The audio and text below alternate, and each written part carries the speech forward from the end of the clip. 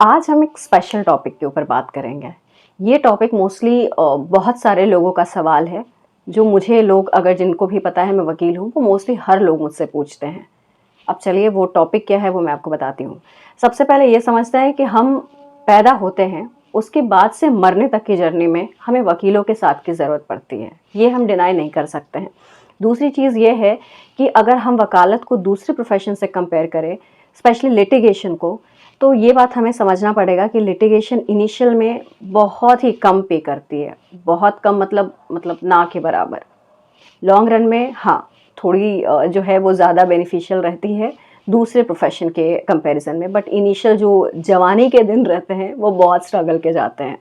ये बात हम डिनाई नहीं कर सकते। कुछ लॉ फर्म्स अच्छे पे करते हैं, बट कुछ ही पे करते हैं। उनमें से कुछ मतलब बहुत ही उनके पास जो वैकेंसीज़ रहती है या फिर जो उनका बहुत कम लोगों की ही ज़रूरत रहती है।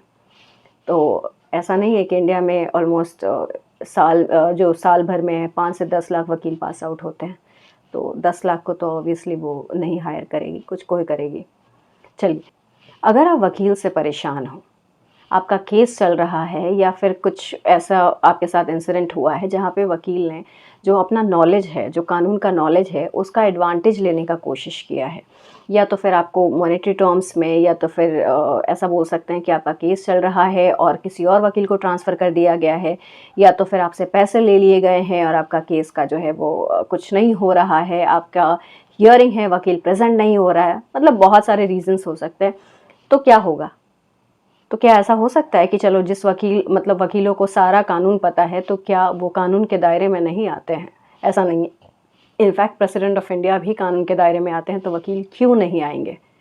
हर वकील जो है वो बार काउंसिल का मेंबर होता है। हर वकील, इंडिया में कोई भी ऐसा वकील नहीं है जो बार काउंसिल का मेंबर नहीं हो। और अगर आप परेशान हो तो आप बार काउंसिल में, जो भी स्टेट का बार काउंसिल रहता है, उसमें अगर आप कंप्लेन करते हो तो वकील की जो है वो सनद जा सकती है। महाराष्ट्र में हम लाइसेंस को सनद बोलते हैं। हर वकील का लाइसेंस रहता है। इस वीडियो के लास्ट में मैं आपको अपना ओरिजिनल सनद दिखाऊंगी।